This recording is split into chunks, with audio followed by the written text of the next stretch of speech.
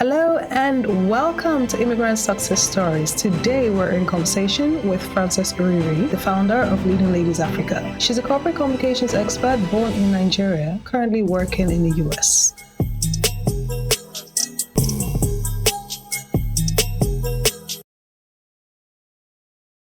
Hi guys, welcome to part 2 of our conversation with Frances Uriri. We're talking about a wide range of topics on challenging bias and celebrating true diversity. I really recommend checking out part 1 if you haven't done so already. But if you have, let's jump right in. You know, there's an robust saying that my mother shared with me. She would say, "It is true that all fingers are not equal. I don't dispute that. But why must I be the shortest one?" Exactly. And I love that. Exactly.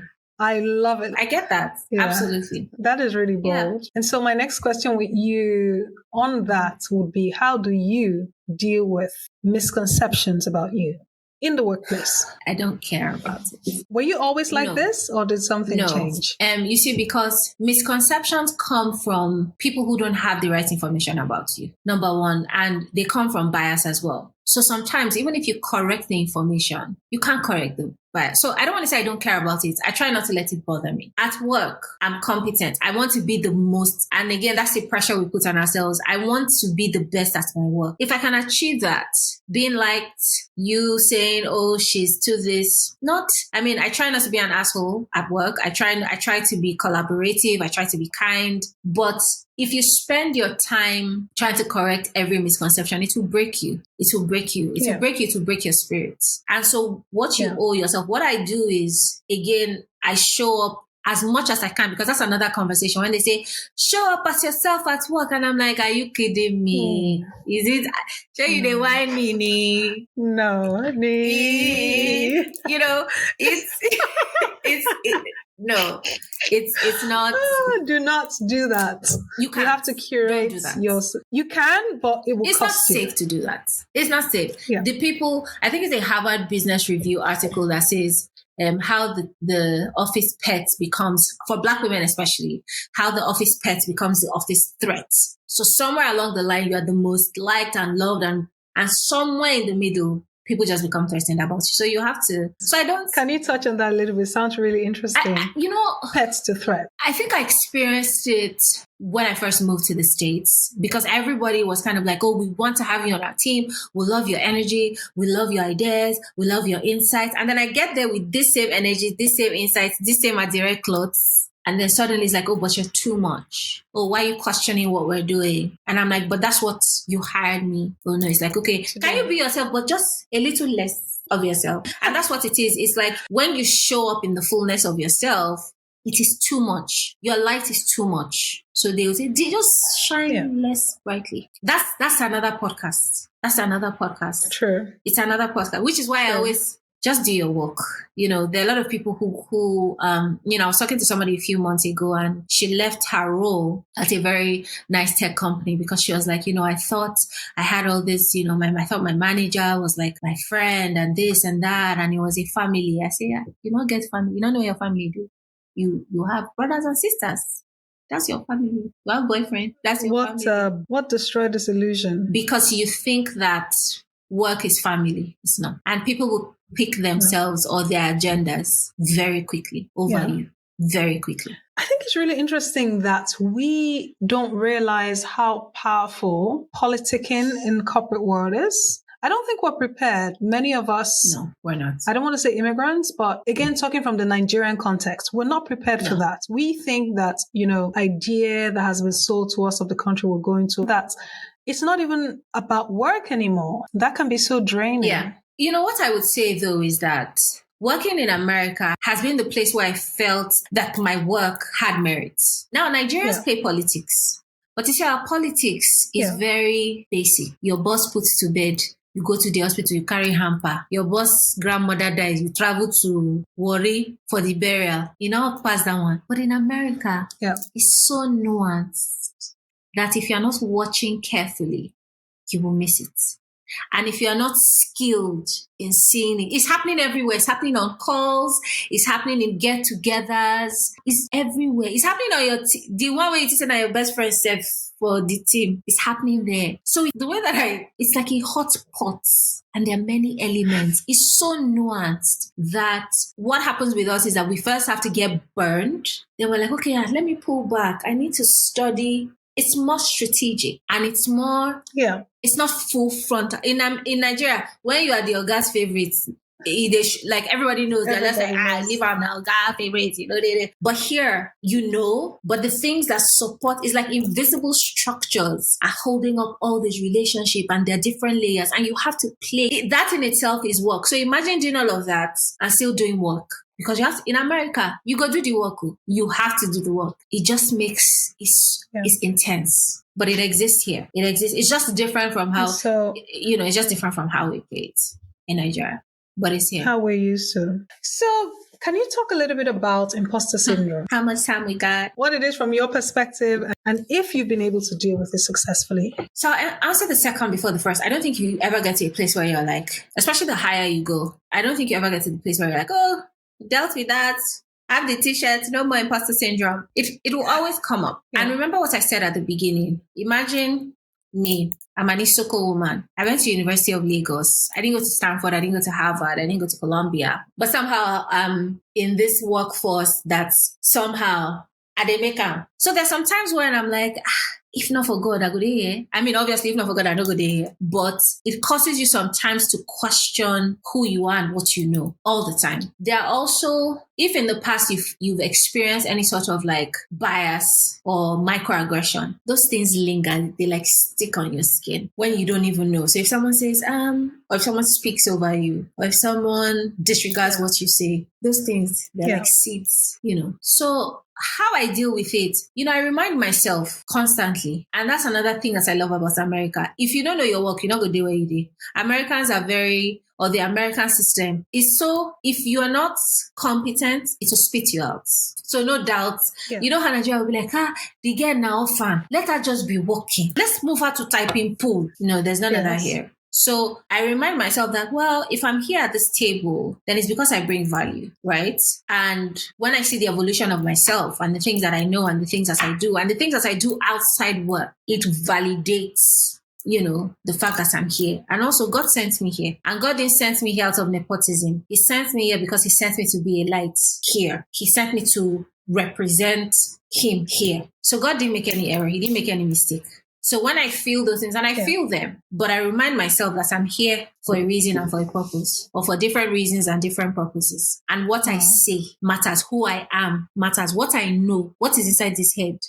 I think, and that's something I want to say about Africans especially. You as an African can immigrate from Nigeria, Ghana, Senegal, Cameroon, South Africa to America or Europe. Not every European can do that switch and do it the way they can't succeed at it. That's why in Nigeria, all of them go and live in Ikoyi and VI. They see them, they go stay for Surulere. They go stay for Yanokbaja. So there's strength in what you know. There's strength in your experience. There's strength in your knowledge of Africa and the way we can be scrappy and get things done and how we're entrepreneurial minded and how we succeed in spite of NEPA, fuel scarcity, no currency. You don't get money. You go bank, don't get money. But somehow you succeed, you create. That has value, especially in this place. So those are the things that I use to remind myself. But imposter syndrome, because the higher I go, once I become VP, I go look say, hey, everywhere there are white people. No. I'm the only person like me here. If you've made a choice to be here, and I love what Sheryl Sandberg said, she said, you don't have to be fully prepared. Pull up your seat. Just pull up your seat to the table. Once you start partaking in the conversation, everything will come. Not everybody doesn't have to be like 110% to be at the table, but pull up your chair to the table. That is really, really good. Do you have mentors or sponsors, and have they helped you in your journey? And do you think it's important for us to have those? Yes. What undisputed value have they brought in your life and your career for you? Isio, I would not be where I am today without mentors and sponsors. And people sometimes use both interchangeably, and they're not the same thing. Yeah. A mentor is somebody that most likely have a relationship with. You talk to them about work stuff, life stuff, everything stuff, and they give guidance. So mentors help you see, because they see you and they don't see you just as you are, they see what you can be. So they help you. They guide you and say, do this. They give you perspective that helps you make some of the strategic career moves. So mentors for me, I would be lost if I didn't have mentors. Lost. Now, sponsors are the ones who say, let's promote her. They're the ones who say, let's give her this new region to. Sometimes you're not there. You may have a relationship with them, and I think you should, especially like at work. Make sure that you are. And it's not like I said, it's like, oh, auntie, I just bought you this gala and Fanta.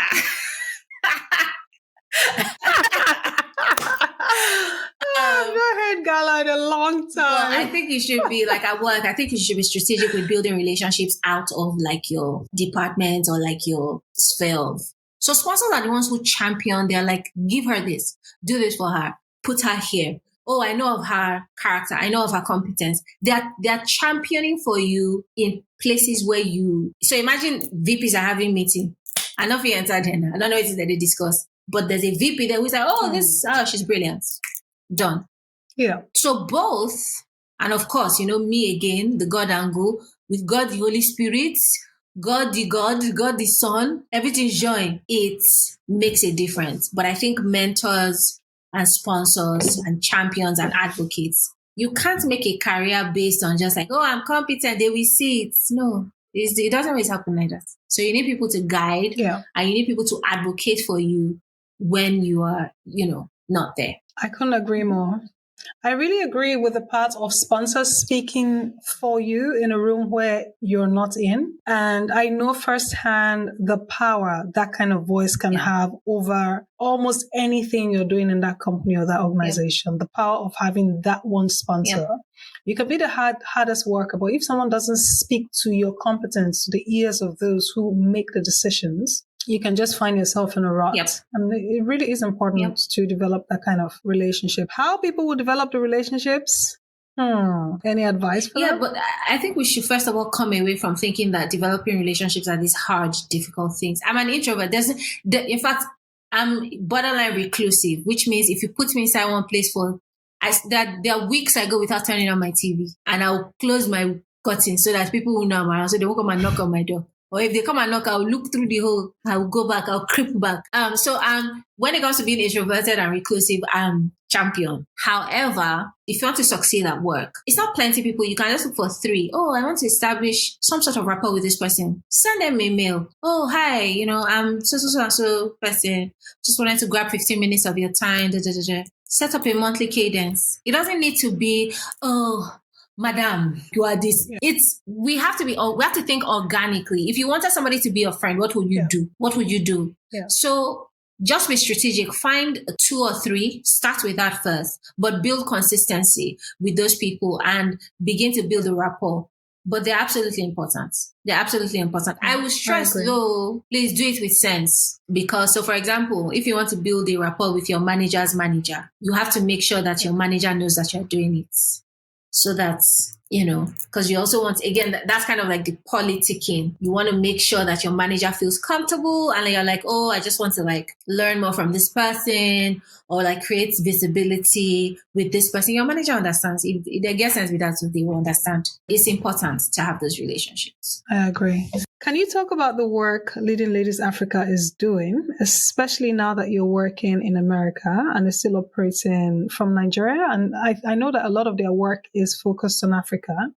Why African women and girls? That one is very easy now. Me, I'm African. I don't know the pain. I don't know the challenges of what it is to be an Asian girl. I don't know the pain of what it is to be white or European girl. But do I know what it is to grow up in a community? So first of all, you grow up in a Nigerian girl, you say, keep quiet.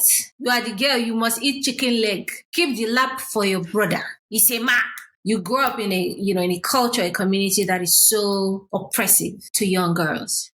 And it's so disrespectful sometimes to women. And so that's why my focus is on Africa, because I understand what it is to be there. I understand what it is to even be an accomplished woman. I went for a meeting once. I was staying at the Kempinski in Ghana, and I was going outside to take a call. on my laptop, and I was wearing shorts and, a tight top, a tank top. And the security said I should show him my room key so that he can verify that I'm staying in the hotel. But trust me now. In Ghana? Yes. Trust me.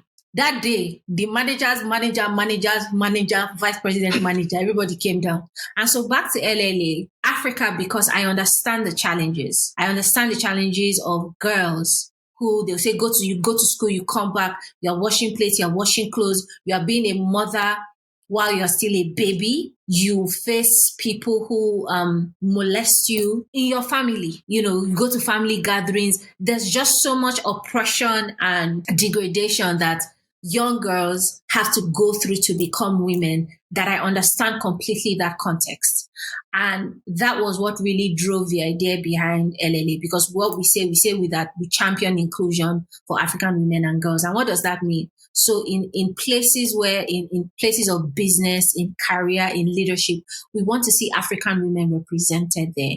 Because the flip side of it is that African women lead. So my father's mother, for example, she was this huge trader, in Isoko land, and she had gari mills, and she had fish ponds, and she had cooperatives of women who were working for her. She was a boss.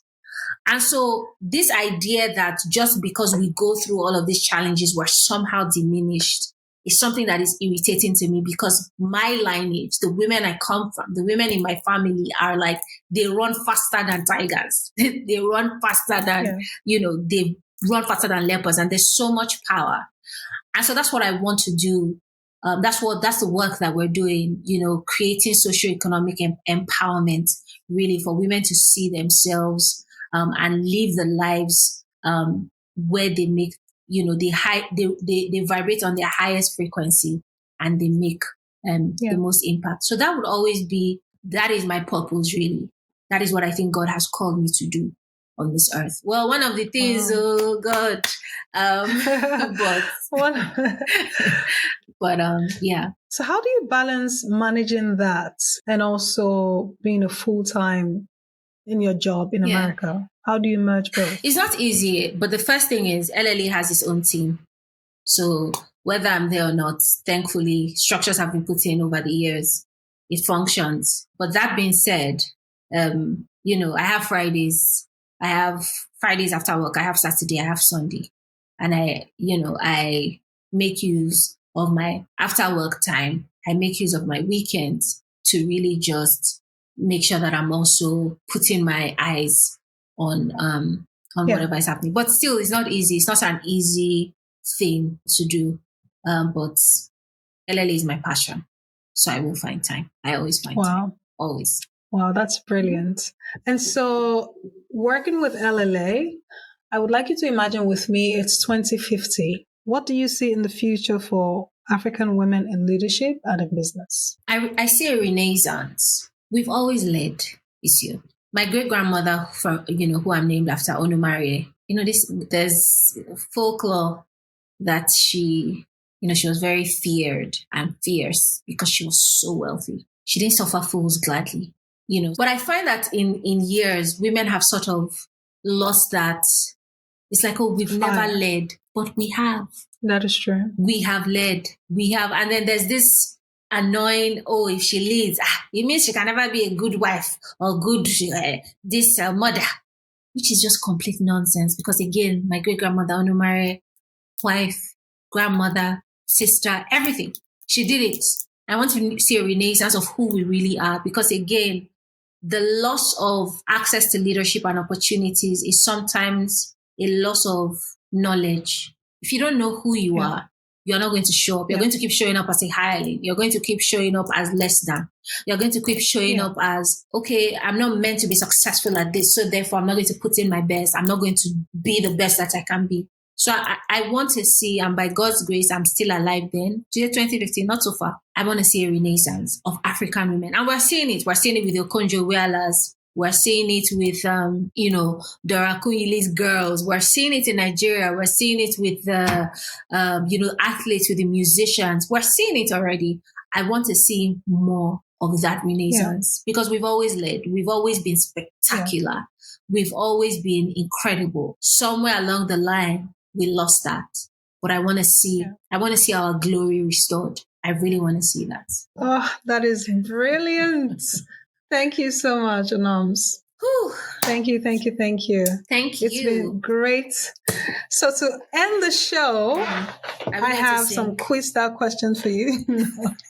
No, just a very quick question for you. Mm-hmm. What is one word that you would say describes your current personal philosophy? That will go hard, Joe, because I don't know that I have one current. The strongest one. After I lost my father in 2015, I had a renewed zeal to live life fully and not waste my time with people, projects, or things that detract from living my life fully or joyfully. Yeah. So if there's any philosophy I have, is anything that tries to detract. Also, you know how people will say, oh, you know how things are, you can't really be joyful, you can't really be happy. I reject things like that. So my philosophy is to live life fully and in abundance. There's always abundance. There's abundance for me career-wise. There's abundance for me in my relationships. There's abundance for me in my family. And that's how I want to keep showing up. So that shapes what I allocate my time or my resources to. Beautifully said. Summarize that as abundance. Yep. Perfect. So what is one word that your closest friends or family would use to describe you? I'm going to throw that question back to you because you're one of my closest friends. Because I would love to hear. I don't know. So I would throw that back to you. Yes. I have 2 words. Mm-hmm. Actually 3 words. See now? Good. The first would be exuberance. Okay. You've always possessed an embodied life and the joyfulness of being alive. The second word, and the exuberance also includes joyfulness. Like you don't contain yourself. Yeah. To fit into a space or people. You're just you, and you just exude your own vibe, and lots of people love you for it. That's the first one I'd say. Yeah. The second one I would say is brilliance. Right. Brilliance in that, just brilliance. Again, it's also lends to the word exuberance, like someone who shines, like brilliance, like light. Right. And the third one would be, it's pleasant, but pleasant is too simplified. It's like, it's always a pleasant experience being in your presence. That's more than one word. Those are the 3 things for me. So now I'm going to throw it back to you. What would you say? Other friends and family. First of all, thank you for saying that, because I think like it's always important. Words are important to me. And I think because sometimes I'm like exuberant or like, so when I tell people I'm introverted, they imagine that to be shy. I'm like, no, my close, like the people who are close to me, they'll be like, shy. No, she's not shy. So I like words from people who know me and people who love me, because I see myself. I don't always see myself fully or clearly. And so that's why I like those around me to mirror, like, it's like, tell me what you see. I think that my friends, one word, I think I light up the space. They would, whether it's illuminating, whether it's light, whether it's, which is weird though, because if you give awards for moody, melancholic people, I have my times. But they would say that I light up the space. They would say that I know you said one word, but they would also say that I'm deeply connected. Like I'm very deep, and like I connect with you in ways that are authentic. So I know, the conversations we have, don't get me wrong, I'm not deep all the time, but being authentic and having those genuine connections are deeply important to me. So I would say light and just being a deep person that, that they can just be themselves with. At least I hope. Yeah. That's what it is. So my last question is for you to ask the next guest anything, and the next guest has to answer it. What do you do to maintain your joy? Oh, that's perfect. Earthquakes in Syria, Turkey, the ongoing lingering war in Ukraine, the craziness that's happening in Nigeria, our country, popular rapper just got gunned down in South Africa. some things that you're waiting for and trusting God for haven't yet happened. Yeah. So I always want to know how people just stay anchored, and stay connected to their joy. That's something that I would love to learn from people. True joy, not just say, I go, well, if true joy is shopping in Neiman Marcus, it's okay. But, what are the practices that help you stay anchored in your joy? I would love to know that. The last guest had a question for you. Mm-hmm. How do we solve Nigeria's problem? That question not be for me. It can't be for me. It can't be for me. It can't be for me. There's somewhere in the... I have a muscle pull in my chest. It can't be for me. Nigeria just needs to be cleansed from the head to the bottom. I can't even think of like a philosophical or logical or like economic response. Nigeria problem, it don't be like picking way, and I'm sorry that I'm breaking out into pity. It don't be like picking way falling inside poto. You just carry that picking like that, drop up inside bath of water, pour hot water, Omo, Dettol, Izal all the same time on the picking. That's how Nigeria is. Oh my God. My heart is hurting. I don't know. My chest is hurting. I don't know. Oh my Lord. That's so good. I don't know. I'm sorry. I wish I had a more eloquent response. Nigeria is just like a stubborn child that you love, but you don't know what else to do with the child. Yeah. You just don't know. That's how it is for Nigeria. I love Nigeria, but I'm 38 years old. We have been doing these problems all my life. Hi. I don't know. Chick. I don't know. But that was a very, very honest, very beautiful answer. Thank you, Frances. Thank you for joining the show. It's been amazing. I think so much knowledge that you've shared with us and to the listeners. Thank you. Thank you so much. Thank you once again. I'm glad to be here. Thank you for having me, my beautiful, gorgeous friend. It's been amazing. It's always incredible. This is how we talk. This is how we gist. This is how we talk. And I realized that our conversations are so profound. I just realized it would be a shame for someone else to not benefit from the little insights we share with each other. Yeah. That we figured out personally. Say, okay, I figured this out. I figured that out. I was struggling here. I'm struggling here, And I'm glad that, especially your wisdom, we get to share it with the world. Absolutely. Thank you guys for watching. If you liked this video or if you found it helpful, please share it, like it, and subscribe. It really helps us to reach many more immigrants in business and to bring premium content to you all. Thank you.